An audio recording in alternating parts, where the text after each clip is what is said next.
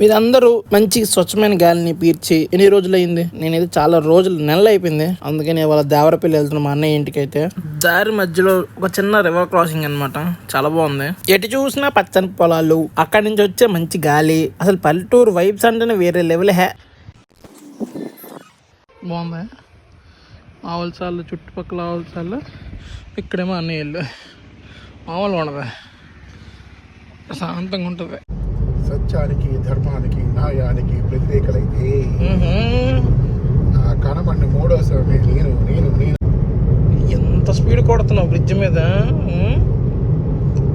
విజయనగరం నుంచి కొత్త వలసల దారిలో అయితే భీమాలి అనే ఊరు ఉంటుంది. ఇక్కడైతే తాండ్ర ఫుల్ ఫేమస్ అనమాట. నేనైతే 2 కేజీలు తీసుకున్నా. ఎటు సైడ్ ఎప్పుడు వచ్చినా కూడా కేజీ అంత కొనుక్కుని వెళ్తా. 2 కేజీలు తీసుకున్నా. తాండ్ర షాప్లే, ఎన్ని తాండ్ర షాపులు అంటే 2 తాండ్ర షాపులు ఉంటాయి.